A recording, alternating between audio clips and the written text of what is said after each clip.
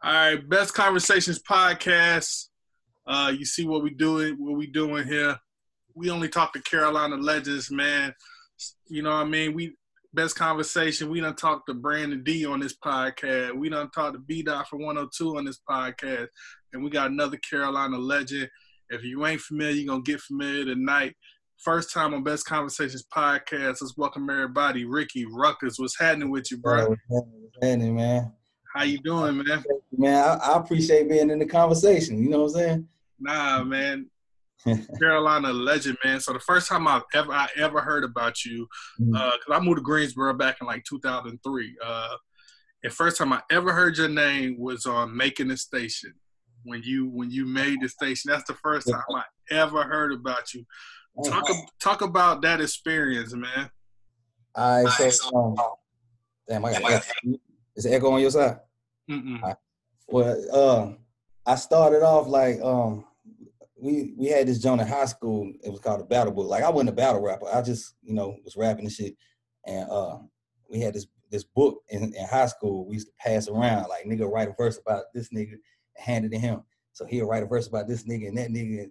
And I was killing niggas in the book, and they was like, "Hey man, you might need to start like battling niggas." So it was this one dude. I still remember his name. His nigga named Solomon. And he was like cannabis in high school, like big ass words and shit. And I was like, oh man. So I used to have to battle this nigga every morning. And like he was killing me at first. Then I started like getting in with the nigga, and it was like my homeboy was like, hey man, you need to get on 102. You know what I'm saying? So I started getting on there, and it was a transition period. Kyle Centillion was on, and when I got on with him, then he moved to the mornings. And then Waleed got on, and I was winning with Kyle. It wasn't the end with Kyle. It was just, you just rap it, you win, you just keep going. So I had won like 10 times, and then Waleed started it, and like then it had an end to it. So it was like you need to win 10 times or whatever. So I had 110, and then I don't know, I won like 3 or 4 times, and I lost to somebody, and then he started another season, then I lost to somebody after 9. I remember one time I ended up being my wife. I'm over her house kicking it and forgot I was supposed to be on the radio. And he called me, and I'm like, oh shit, fumbling, lost again. So I ended up winning the 4th season. But every season I was just, fucking up with. It was a good experience because, it kind of spread my name out to other people, and like when I took it serious, we took it serious. Like it had we used to hook the headphones to the radio and hold the headphones like a mic, and so we could sound better. It was, we used to tie the lines up, had everybody call in and tie the lines up. You know what I'm saying? It was a whole little experience, but it created my relationships with all the personalities at 102 Jams. You know what I mean? And I still, like, I just got off the phone with Tap yesterday. You know what I mean? Word, shout to Tap Money, man. Who any memorable battles in that was Prophet? Was it Prophet or something? Was it he in your era? Yeah. Prophet was hard. Prophet had an accident, man. He got paralyzed. I seen him maybe about 10 years ago, but that nigga was super hard. You know what I'm saying? It was one nigga named Cut Loose that we me and him went back and forth, and they said it was a tie the first night, so we had a battle the next night again. So niggas had to get right back to writing and shit. So I remember him. I actually put out a mixtape, and I recorded all my battles and put all them on the tape. And it was probably, that was probably the most memorable to me. Now the most memorable was all right. So like I told you, the first season I messed up, lost. Second season I messed up, lost. Third season I messed up, lost. And the first season, Prophet won. The second season, a nigga named Anonymous won. The third season, a nigga named X2 won. X2 on homeboy, like homeboy. So 4th season was on me. And Waleed was dragging this shit out. So like, Waleed, we finna fight, bro. You know what I'm saying? So I got 11, 12 wins, and he like, all right, one more win, and you win. So I won again. All right, one more win. So the next time, he hit me with the, all right, if you beat these 2 niggas tonight, then you win. So I'm at the station rapping live, and they on the phone, so I'm having to remember my verse, and they sitting here reading their verses at home. End up beating them niggas. And he was like, all right, so one more win. And I'm like, so my last win, I had to beat the first season champion, second season, and third season champion live at, so Super Jam, Juvenile couldn't show up. So they had a concert after called Juvie Jam. So I had to battle the 3. Juvie Jam. Yeah, I had to battle the 3 champions before me at the concert. So I'm like, I got to remember these damn verses. Like, any of my homeboys will tell, I can't remember no verses from songs that we done had on the radio. Like, I can't I be recording too much, I will fuck up on stage. That shit is just, that's gonna happen. You know what I mean? So the first battle was Prophet was the nicest nigga. I'll put him up against anybody, dog. Like that nigga was super nice. But me and him had a battle first, and I'm like, I got to battle the nicest nigga that I know first. You know what I'm saying? So I'm like, I'm trying to get my shit together. We end up, I went first, and they cheered. He went, they booed. I'm like, oh shit. He was like, all right, Ricky Ruckus or Prophet. They cheered me, booed him. I was like, all right. So then they had X2 and Anonymous battle, the second and third season winners, and they booed both of them niggas. And they was like, all right, so we got to get one of these niggas got to win because they got to battle Rick. Boo! Wale was like, all right, just he picked X2, I rap, chill, he rap, boo. And they was like, all right, nigga, you won. And so that was the most memorable jump, but that shit was a headache, bro. It was a headache. Yeah. So I said that was the first time I heard of you, man. But talk about your story before that, like fall in love with hip hop, man. How'd you fall in love with hip hop? How did the music thing start for you? All right, so my uncle, my dad's brother, he had a studio. The same thing I'm doing right now. It's crazy how time transitions. You know what I'm saying? Like I was 12 looking at my uncle with a studio in his house and all his homeboys there recording. And now I got a studio and my son is looking at me. You know what I'm saying? Now he rap and it's crazy. So my uncle and them used to rap and I used to just sit there and watch them. And then me and my cousin was like, shit, we need to start rapping too. So we started out rapping, you know, little bullshit, trying to figure it out. And I used to always ride around with my pops. I don't know what this nigga was doing. I don't know, this nigga hustling, selling something. But I'm riding around with him, and he used to always listen to Nas. That's all he used to listen to. So I fell in love with Nas. And when It Was Written came out, of course, he got the CD, and I'm just sitting in the car to read the lyrics. The lyrics was in the lyric book. Mm-hmm. So it went from me, like, reading the lyrics, to me writing the lyrics, to me rapping the lyrics, to me trying to change up the lyrics a little bit and make it like personalized to me instead of Nas, I'm saying Rick, and it just kind of kept going from there. So my real start was watching my uncle now, like, damn, this shit is cool as hell, to like falling in love with Nas. Like, he's still my favorite artist, you know, and that's what kept me going, you know what I mean? So you from the Trey Folk, correct? Nah, I'm originally from DC. Are you from DC? Word. So when did you move to the Carolinas? I moved out here when I was like 10. Word. Yep. Man, I ain't never know that, man. Yep. Man, so I remember like watching your movement, like after the radio. I always followed you because, you know, back then, you know, it wasn't so social media, so you had to just kind of find out. So then I found you on the MySpace era, and I followed you on MySpace, and I remember like you doing shit with like Ski Beats and shit like that, man. And then you hooked up with like Brandon D and all that, man. Mm-hmm. Just talk about that movement, that whole Carolina movement of everybody moving and shaking, man.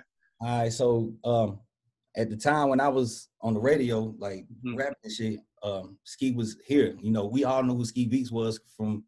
You know, I had no idea he was from here. You know what I'm saying? Like, because, you know, without the social media, you hearing this, like, to me, you famous. You fucking with Jay-Z. You know what I mean? But he famous. But right. I didn't know he was so close to touch. And, you know, when I finally met him, I forgot who linked this up. When I finally met him, he was telling me, like, yeah, when you said that, I'm like, damn, this nigga been listening to me. That shit was, like, blew my mind. You know what I mean? Mm-hmm. So we never worked then. I was young. He had the Now City thing going on, and they was, like, touring. He had Showdown and Rise and this girl named Missy Rec. Missy Rec was hard back then, but they was touring. They was, like, on a 70-city tour or some shit. And we was fresh out of high school. Me and Rise the same age. Lil Rise, he from Winston. We same age. So I think it was a year out of high school, and this nigga on a 70-city tour. You know what I'm saying? That shit was crazy. Wow. So just meeting Ski, that it just let me know that, okay, this is real. Because I'm looking like this man produced for Jay-Z, and like Jay-Z is huge, and like he know me, so that was like, oh, I can do this shit. You know, this nigga, you know what I mean? So that I really started going hard, and I met Brandon D. How did I meet Brandon D? That's correct. Brandon D, like one of my closest friends. I don't know how I met this nigga, man.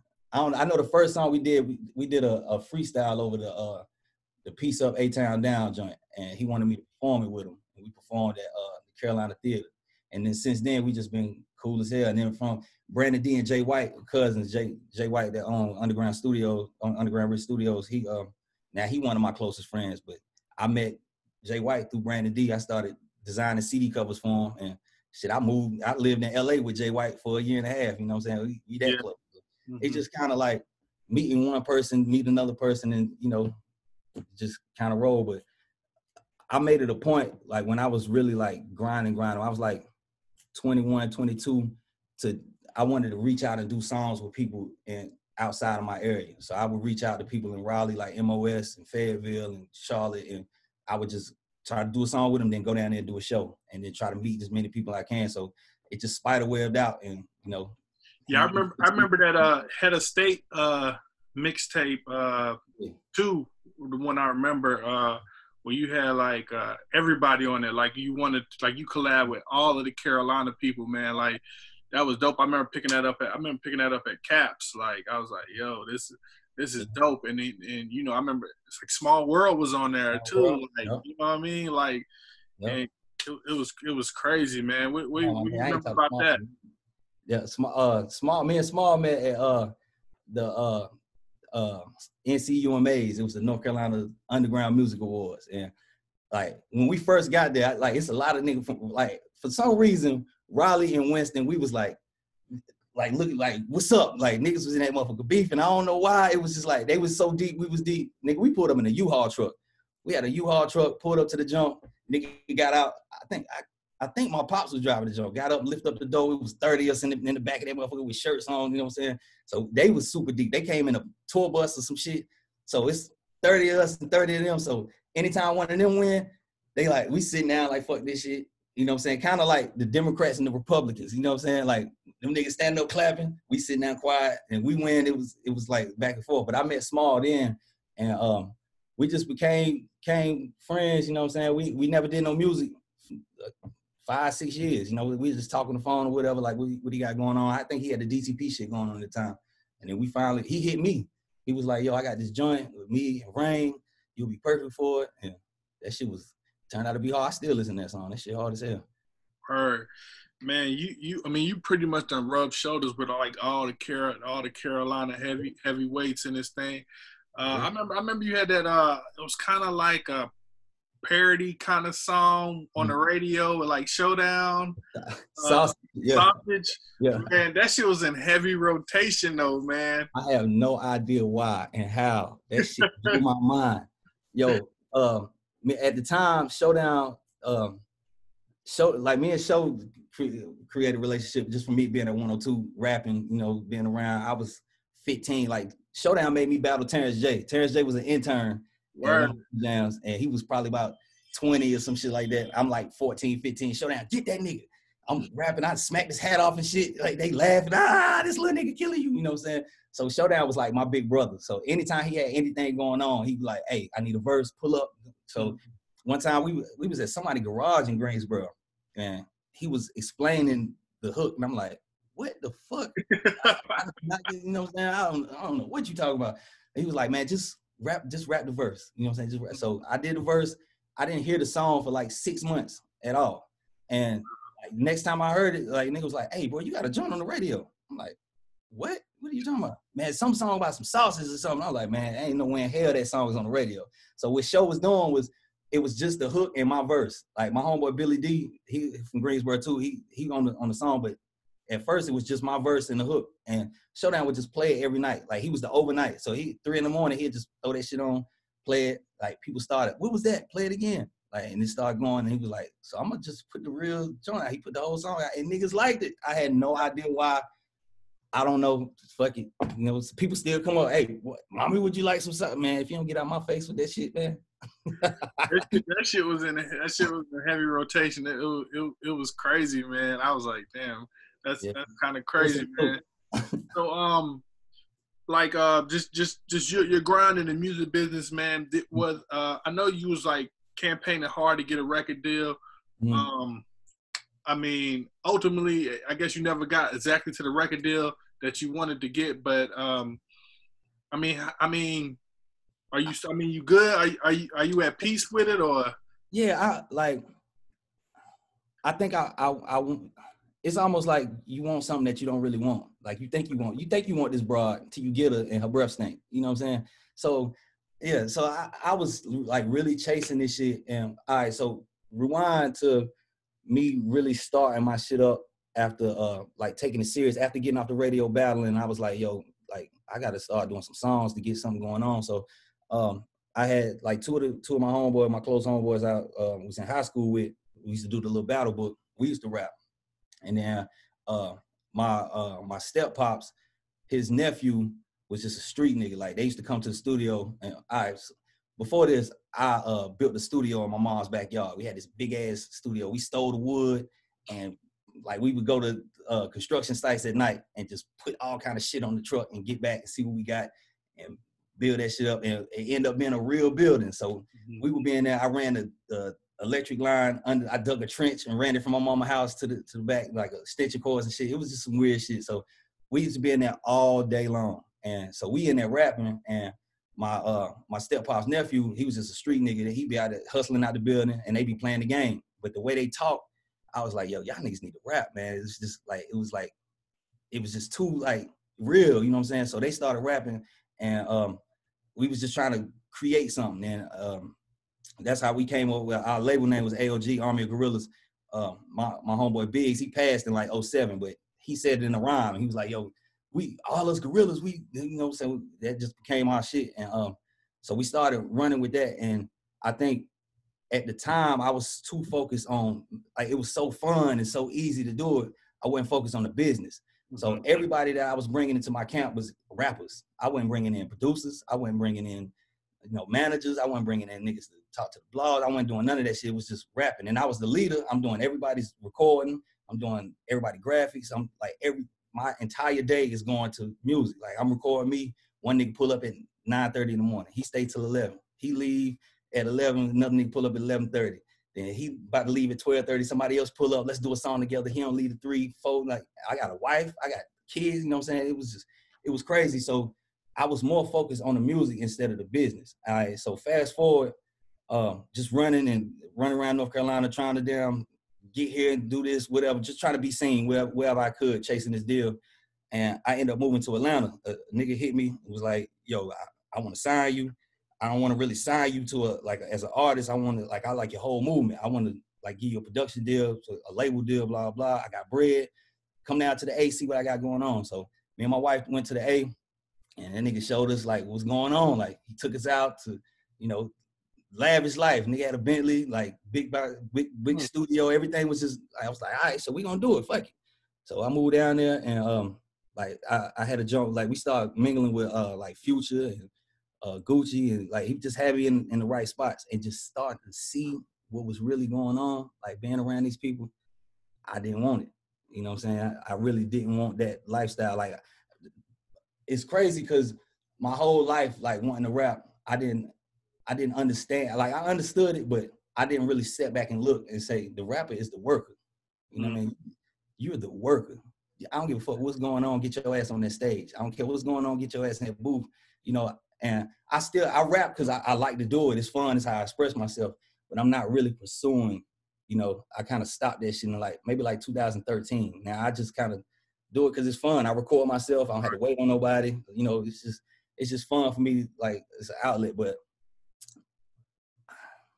I don't know. I just think that signing with a label is just not the way to go for nobody. So, the person that was trying to sign you, he was a little confused? Like, man, what's up, man? You ain't. Nah, we actually it just started going like this. Oh, really? Yeah, it just started like we never. Yeah, I ain't never signed nothing. I hope I did. I don't think I did. Well, I don't think we never signed up. It was just like we was cool. Like. He ended up being like my damn brother. Like for 3 years, I seen this nigga every single day. You know what I'm saying? And then it was just like I had a family, he had a family, and like we'd go out, and it was just started like.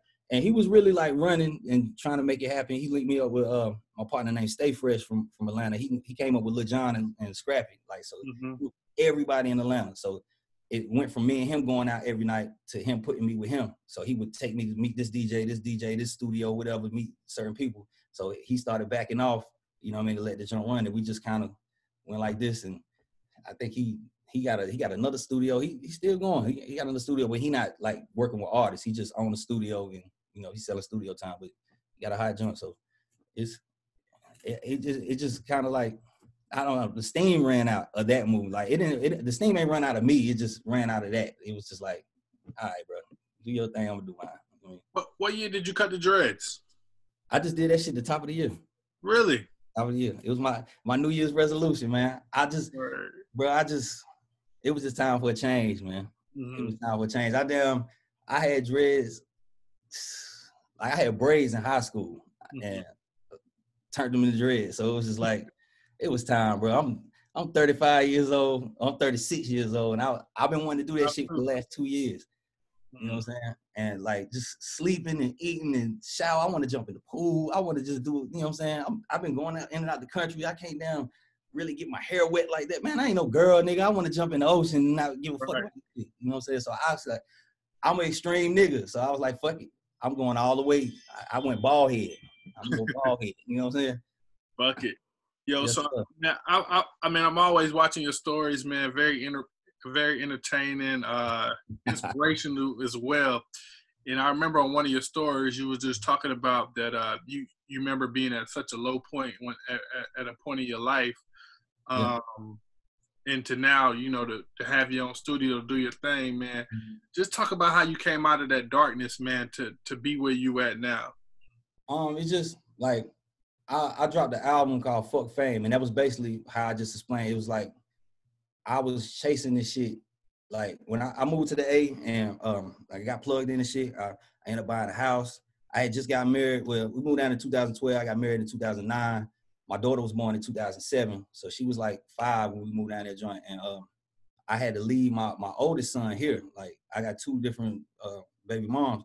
I left my oldest son here. I was trying to bring him, but she wasn't trying to let her 8-year-old son, go to another state. So I had to leave him up there. Then I get down there and I'm out till 4 in the morning, 5 in the morning chasing this shit. You know what I'm saying? We end up getting the house.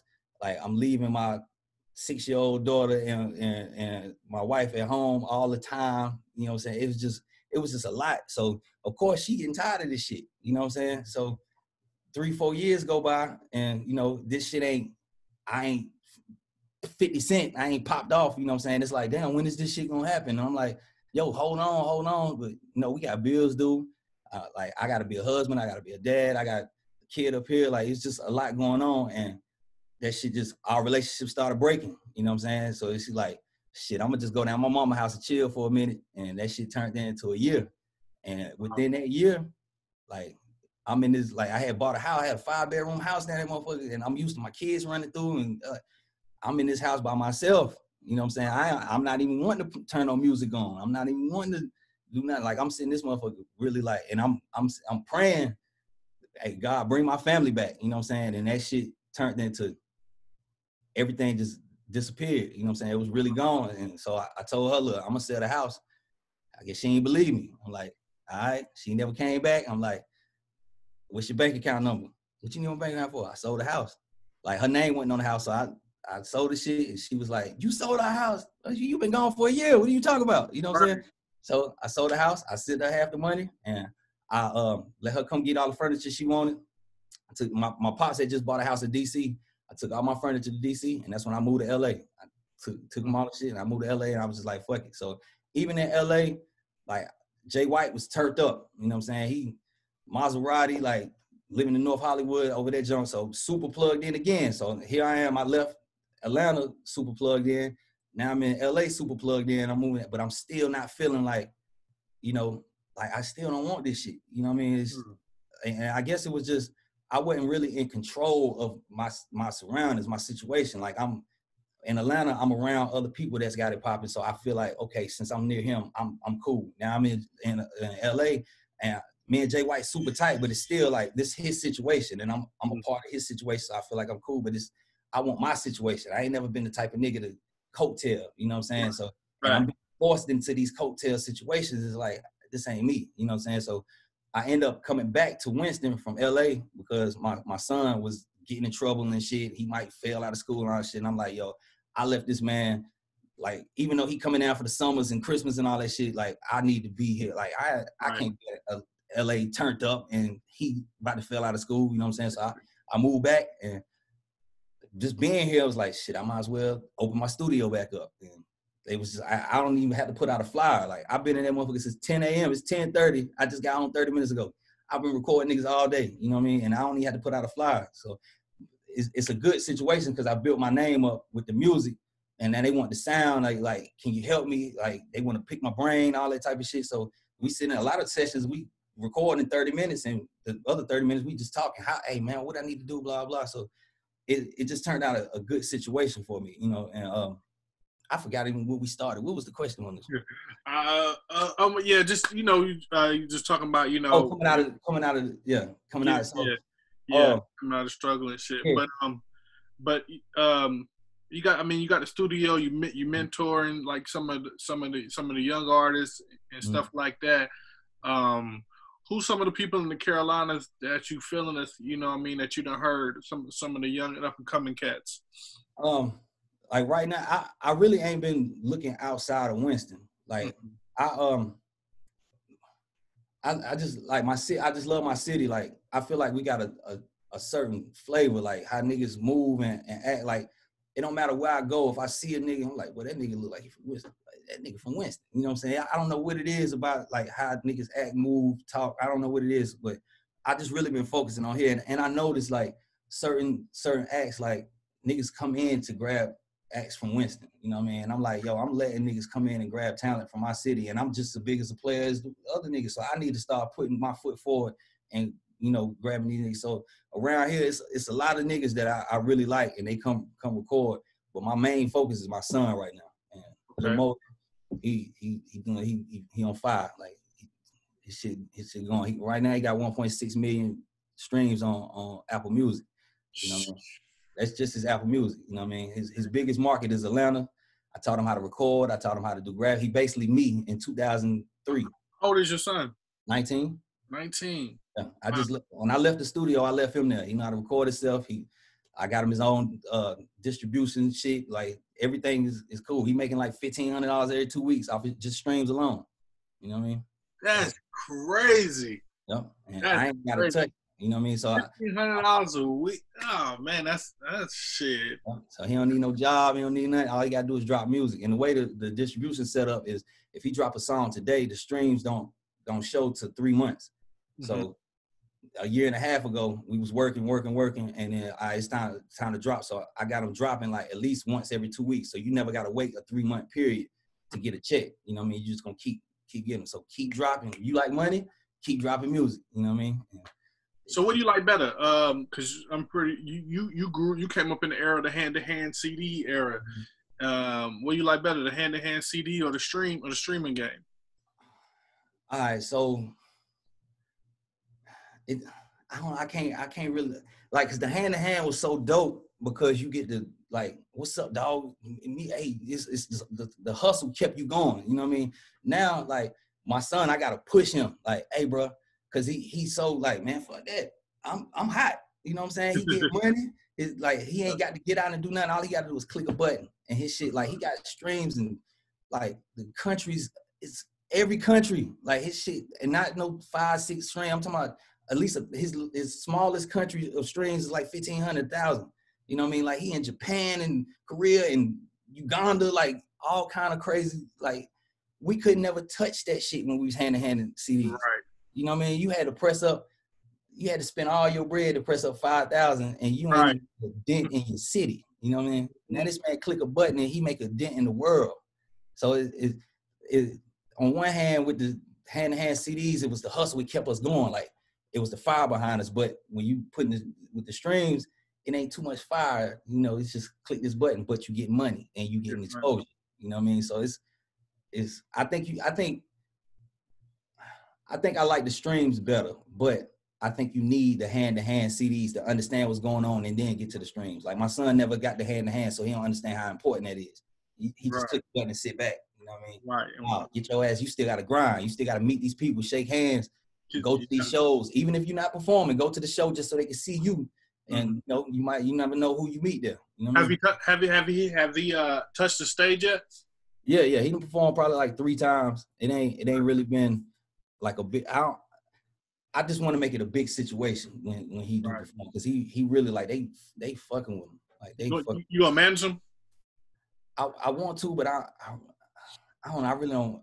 I want to, but I don't want to. Like, I wanted to be a real manager that really do. I ain't really a manager. I didn't study this shit or nothing. I've been an artist, so I'm trying to coach him on the artist side. But right now, like, if niggas call him, talk to me, because he ain't gonna talk. He just call me. You know what I mean? Well, I really want to get him a real manager that really know people and really do this shit. You know what I mean? So exactly, man. So tell people about the studio, and if they, in the Carolinas, man, how they can link with you if they need that studio time. If you need anything, man, you print the flyers, T-shirts, you got all that shit. One-stop shop. Anything, man. I learned that shit when I worked at Street Execs for like 6 years, man. Issa done been on the podcast too. Him and Sauce Pack. Yeah. Issa my nigga, man. So we like, when you walk in that door, Street Execs, it's shirts on the wall. You can buy them shirts. You walk up to the front desk, you can get some studio time. You can buy a mixing package. You can buy a management package. You can whatever you want. You go upstairs, you can buy a plate. You can go upstairs, a nigga in the back selling weed. You know what I'm saying? You can it's a nigga they're selling cars in the back. It's a tour bus in the back you could buy. It's anything you want, period. Like, you can get a video, you can get some graphics, anything you want. And I'm just bringing that back to North Carolina. I'm trying to do the same thing in my spot. And right now, I do everything. And that's not a good thing. It's a good thing, but it's not a good thing because I can't give 100% to something. So I'm trying to find niggas that I could plug in, like, hey, bro, you do this. Kind of like Voltron. You the leg, I'm the arm, you know what I'm saying? Bring all the niggas together and, create a big entity. But coming to the studio, you can get a video, you can get mixing, mastering, you can get, of course, recording, you can get graphics, logo, website, talk, figure out, what you got going on. But anything you need, hit me on Instagram, Facebook, email. Ricky Ruckus at everything. Ricky Ruckus at Gmail, Ricky Ruckus on Instagram, Ricky Ruckus on Facebook. Ain't hard to find. My number out there. I ain't gonna just blast it, but if you can find my number, hit me up. All right. Lastly, man, what's that fire you just put out today? All right, so I'm gonna keep dropping these jumps, man. My niggas, the Moon Runners, they shoot videos, and we just, like, it's just some freestyle shit. Like, I be hearing, like, these young niggas come to record. Oh, you rap? Oh, you... A nigga asked me if I sing the other day. Like, what? Come on, bro. Y'all niggas done forgot, man. I got to get back to my shit. You know what I'm saying? So I need to start dropping music. I ain't really stopped. I've been recording. I've been mixing and trying to figure out my song playlist and all that shit. Like, you catch on my stories, I be playing songs that I'm trying to put out. I'm trying to put it together. And I got too many songs. Like, I really record when I'm bored or when I'm feeling or thinking or whatever. And so, like, I just need to start putting out content. So I got a stream of them videos that I'm gonna just keep dropping, you know what I mean? Just to let niggas know, yeah, I rap. I still rap circles around y'all niggas. I can do this shit, you know what I mean? It ain't nothing changed. If you from a certain area of the Carolinas, man, you know that Ricky Ruckus is the truth, man. Yeah. Well, man, I want to thank you, man. Like I said, man, I've been a fan for a minute, man. Like, and just, thank God for the power of social media that I can, finally, talk, you know what I mean? It's dope, man, that you can be able to reach out to people that you couldn't before, because back then you just hear the name and, you might see you in the club or something, you know what I mean? Yeah. But outside of that, how long you been doing the podcast? Man, I've been doing the podcast now for about like 2 years, maybe like a year, something like that. I don't know. I'm at like episode 38 or something like that. Like I said, hey, Eastside on here. Brandon D. So I live in Raleigh, and so Brandon D. used to be my neighbor here in Raleigh. So I remember, I used to be a youngin' watching Brandon D. do his thing, and so Brandon D.'s like walking out of. I just moved to the spot at the time, so Brandon D.'s like leaving out, him and his wife. I said, yo, Brandon D. He looked back like, nigga, how the hell, nigga? You know what I mean? And this was like years after he, kind of chilled back from the rapping a little bit. He was just like, wow, like, nigga, remember me. So yeah, man. That's all. I was a fan of that whole era of like, you, Brandon D, Issa, like watching Jay White kind of manage it and do all this shit. I remember seeing y'all niggas in Jabs, you know what I mean? Performing back then, like, you know what I mean? And it's just, back then I just used to watch as a fan, man. And, so I just wanted to create a platform because sometimes people kind of forget about how great, you know what I mean, or the things that y'all was doing. And sometimes people don't understand the journey it took for y'all to get from where y'all was to now, and to seeing the elevation of, you know, you're a 36-year-old man now with a family, and it's a beautiful story, man. And so I just wanted to create a platform for those stories, man. That's hard, man. Hey, if you need me back, go ahead, like, hit me up, man. I need to call B. I just talked to B the other day. Like, he ain't even tell me he's supposed to hey, man, you supposed to call this podcast and get it in, bro. This nigga hard. Yeah. Hey, I like this. This dope. Man, I appreciate it, man. I'll let you get back to what back to what you're doing. I really appreciate you. You know what I mean? We've been going back and forth. I got to. I ain't gonna lie. When I left the studio, I was like, boy, I'm tired. I'm finna go home. And I grabbed my phone. I was like, oh shit, I forgot. And I told you 9 o'clock. It's 9:35. I was like, oh man, come on. I had to immediately hit you. Hey, my bad, dog. Man, you're a real one, man. So thank you, man. Lastly, anything else you want to plug before we get up off here? Man, Lil Motor, the future, man. Y'all go search Lil Motor. Search it. Like, check them out. Videos, YouTube, you know, Apple Music, Spotify, everywhere. Lil Motor, man. It's the future. That's what we push. Also, Glue Easy. Glue Easy on Smack. He going crazy. And my brother, you know, still with that battle rap shit, he'll take one of your heads off. You know what I'm saying? That's what's going on. That's it. Anything else? Ricky Ruckus, you can find me. I'm talking shit all day. All day, man. Please follow Ricky Ruckus, man. Amazing follow on Instagram, man. Watch his stories, man. His whole day from the beginning to the end, man. It's super entertaining, man. Well, I'm gonna start putting my story shit on my page, because nigga be telling me like, your story be lit, but I don't be doing that shit on my page. So I'm gonna start putting that shit on my page so niggas might, you know, kind of see what's going on, because you gotta click my stories to see, you know, what's really going on.